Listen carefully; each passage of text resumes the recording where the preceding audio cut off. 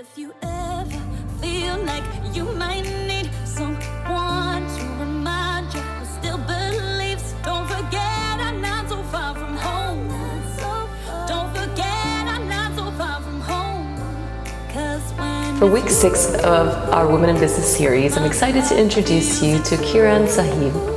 Kiran's passion is to bring technology to education, helping young entrepreneurs to get a head start in the world of business. Kiran is a fantastic person, a great friend. All of her work is purpose-driven, and she brings light, joy, her love for knowledge to the world. I hope you enjoy her knowledge, and enjoy her wisdom. So my name is Kiran, and I live in London and have spent the majority of my life in London. I actually started off my career in East Africa, where I was supporting informal sector entrepreneurs to sort of formalize. And that was with a company called Balloon Ventures. So what we would do was support early stage informal entrepreneurs to sort of skill up and get some financing to get their businesses off the ground. And yeah, I've always had a bit of a passion for supporting entrepreneurs. And then my next sort of initiative was my own. I started my own company called Swivelbox in East Africa, and was supporting young people between the ages of 14 and 18 to skill up, not just from an entrepreneur's perspective, but from a tech perspective. I wanted to see if you were able to introduce those skills at a much earlier age, are you more likely to create a more successful entrepreneur. So I did that for about a year and a half, raised about sort of pre-seed money of about £10,000, and ran a bunch of sort of tests out in East Africa, partnered with the largest social enterprise in sub-Saharan Africa called Andela, which was really awesome. So after sort of battling through some of the intricacies of East African law, I decided that it was quite a difficult sort of venture, and was unsuccessful in scaling it. So ended up joining an education consultancy in East Africa called the Amani Institute, where I focused on supporting larger charities to create sort of larger global impact. So I was one of 3 consultants that wrote the global social innovation curriculum for UNICEF, and that was deployed globally, and that was a really fun project. And then worked on a bunch of different projects, innovation focused projects, creating new sort of education products for the East African market, one which won €1 million.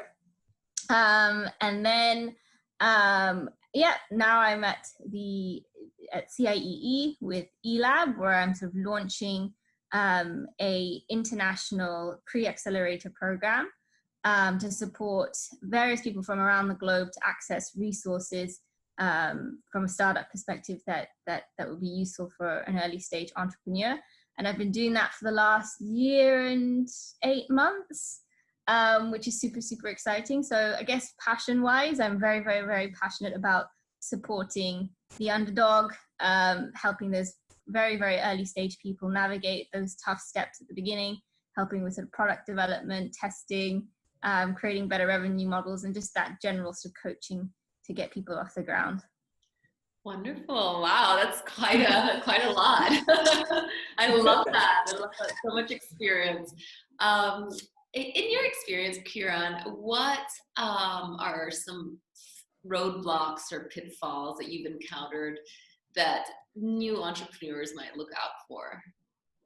Yeah, I think a lot of the time, a lot of very new entrepreneurs are so obsessed by their ideas. They really love what they're trying to achieve, but haven't gone out and tested it on the market, and haven't really realized, haven't really validated whether or not there's enough people to buy it, or if there's any people to buy it. So I see that a lot of the time they get sort of attached to that incredible idea that cannot fail, and are reluctant to sort of see the realities around things and really test a product and see whether or not the customers really want it. So I think that's always a key thing that I see people do time and time again. I mean, a large percentage of startups do fail because there's no market, and I think that's a key element that all entrepreneurs need to address. Very, very true. Very true. We get very excited about what we're doing. It seems amazing, but forget that one important thing, which is testing the market. Is there a market for my product? Yeah, for sure. Have you developed any tips, any sort of tricks along the way that would be helpful to a new entrepreneur that is getting started? Just maybe a little shortcut into, making some mistakes, avoiding some mistakes. Yeah, I think one of the big things as well is like making sure that you have a good community around you. So I think a lot of people go at it alone. We're all brilliant in our own ways, but it's impossible for us to be good at absolutely everything. So I think, creating that community around you is highly important, not only because it keeps you motivated, but it also, you can call out to people that could potentially help you in a specific area. So for example, if you are very good at sales, but you don't know how to create tech products, but you're trying to create a tech product, perhaps you can reach out to someone who can help you build basic prototype, or guide you to build a basic prototype and get that out and tested. So having that community to fill in certain gaps in those very, very early stages, I think is quite important. Very true. Very true. It's better.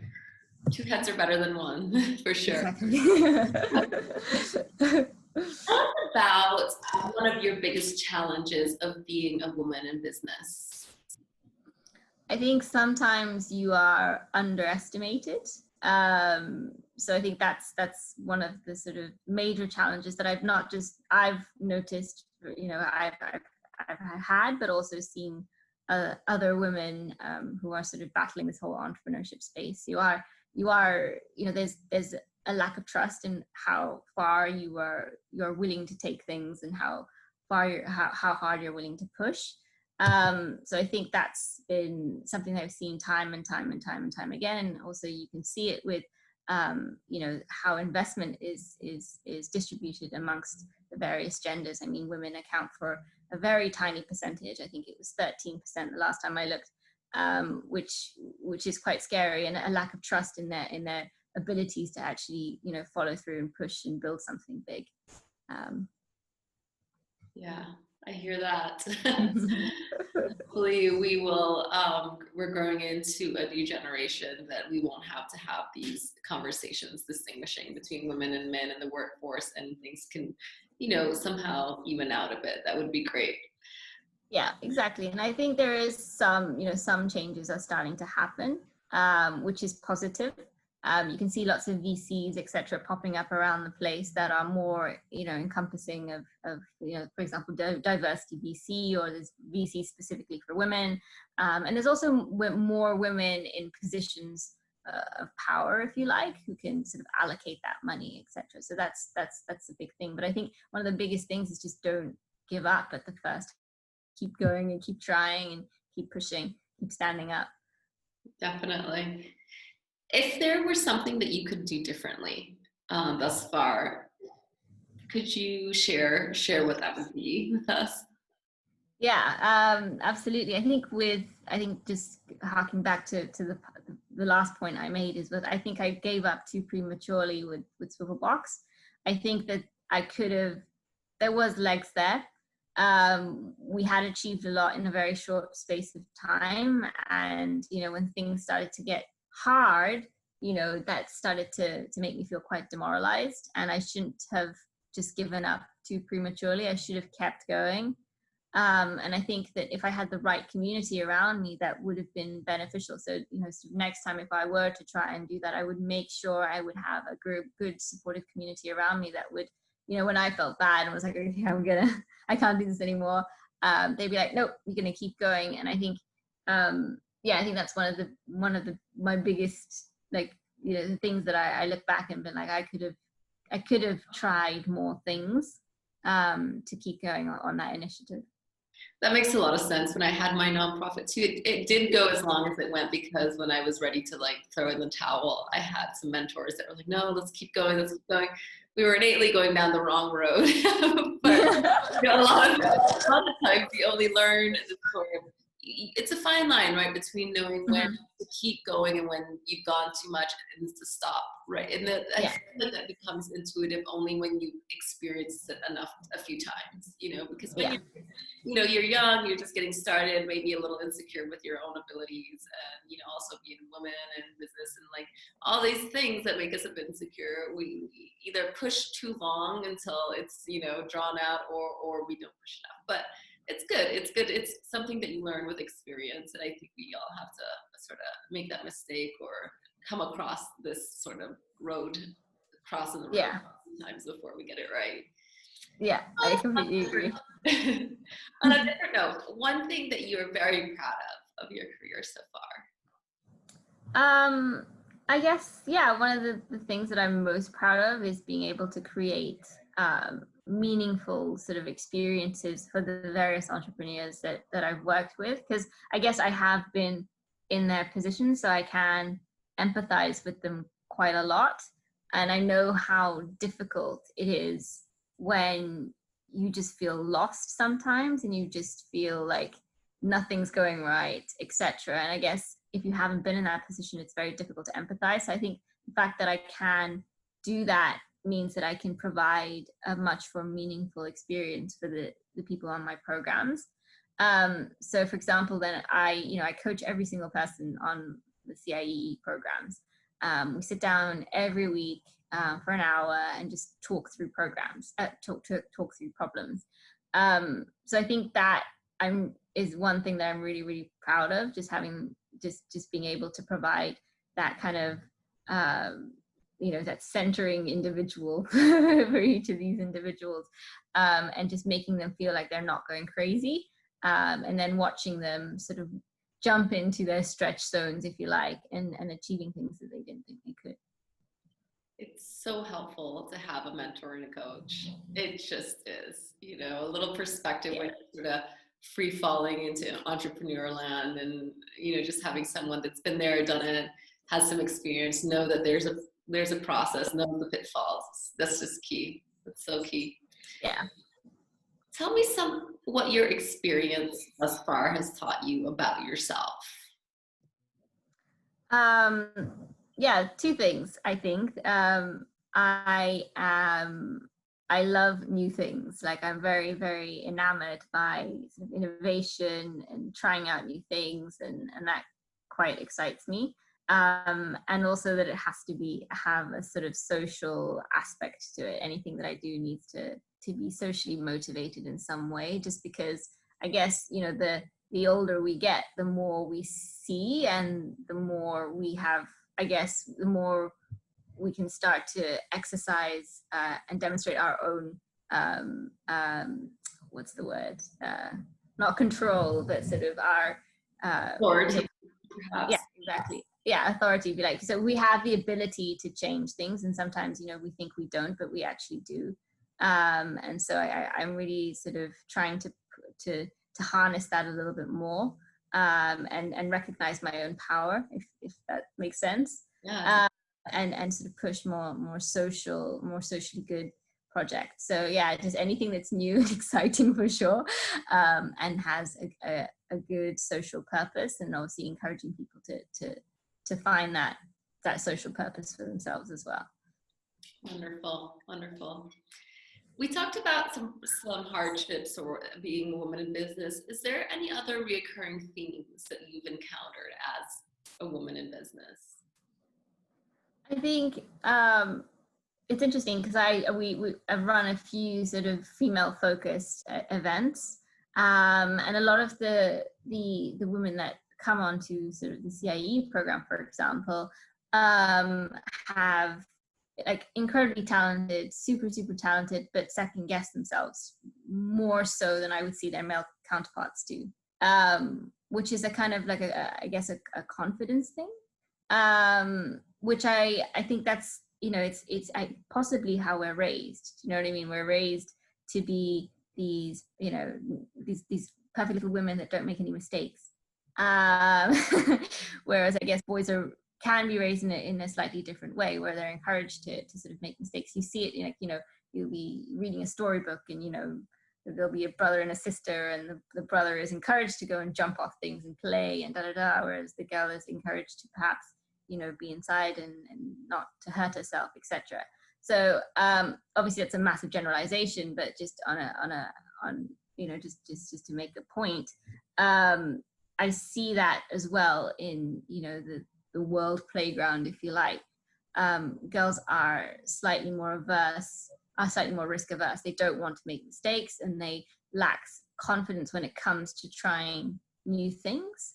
So I've seen that a lot with the girls coming onto my programs. I mean, I'll just give you an example of one of the ladies, absolutely like really smart, super talented, did all the work, but really struggled pitching all the stuff that she had, just because she lacked the confidence. But we gave her ample opportunity throughout the program to practice her pitching, and by the end she was doing great. But I think it took a lot of work to get her confidence up, which again I don't see so much you see it sometimes obviously with male counterparts, but you don't see it as much with men as you do with women.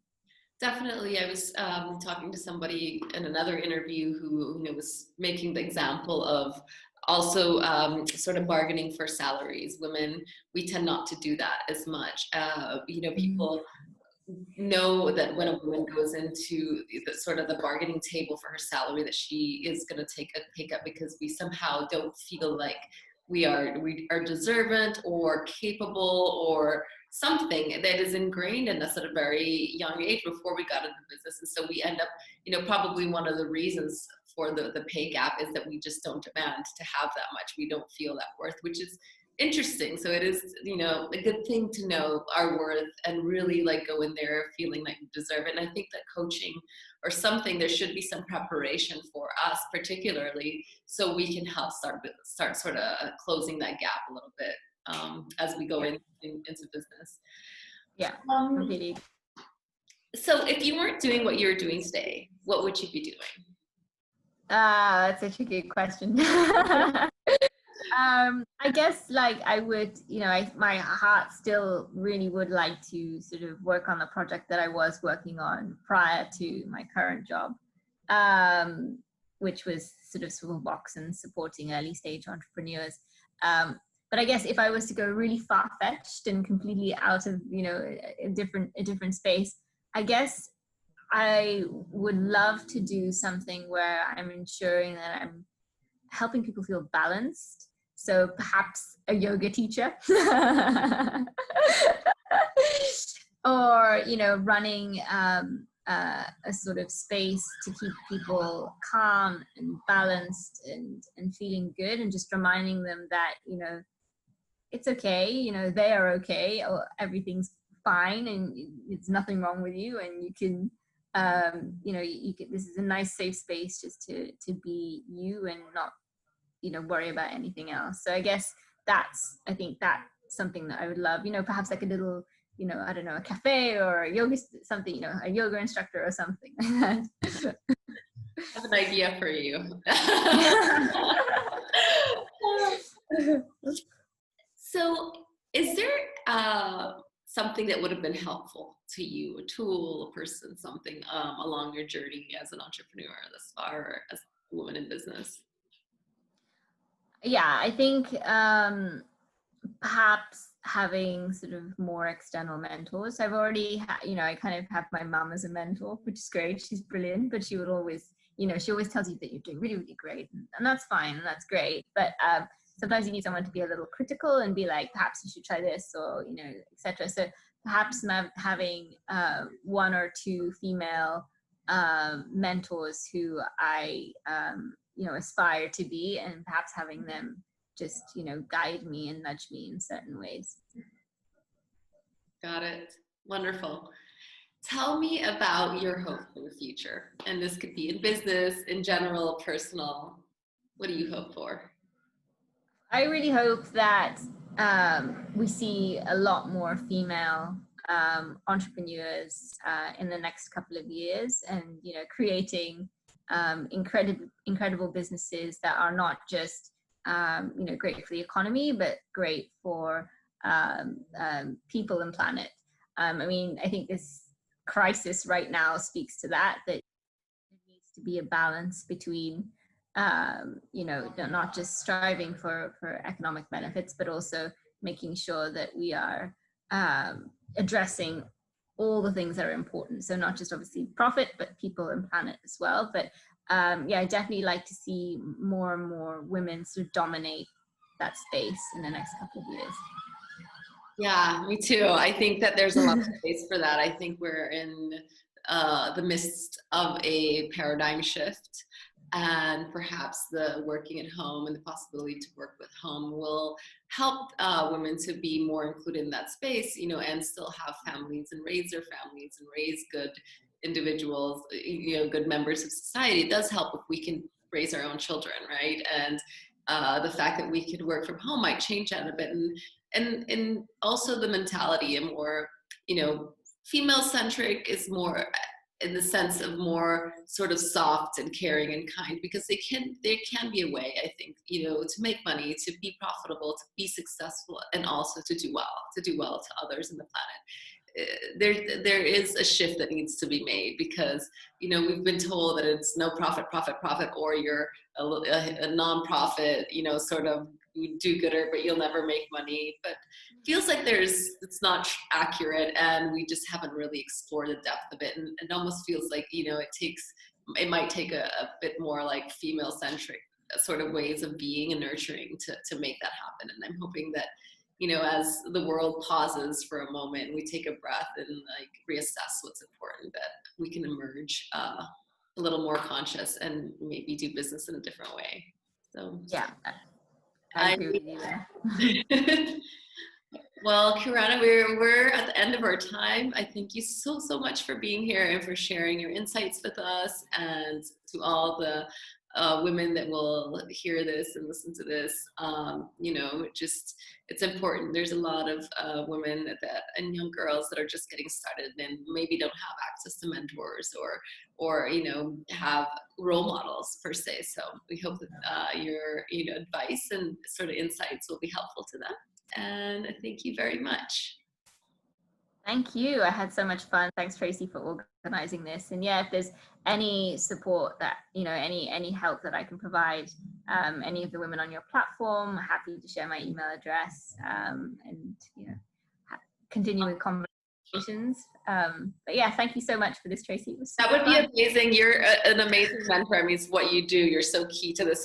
We'll put your information at the end of the interview on the slides so people can contact you if they would like to chat with you more. Thanks, Kiran. Bye.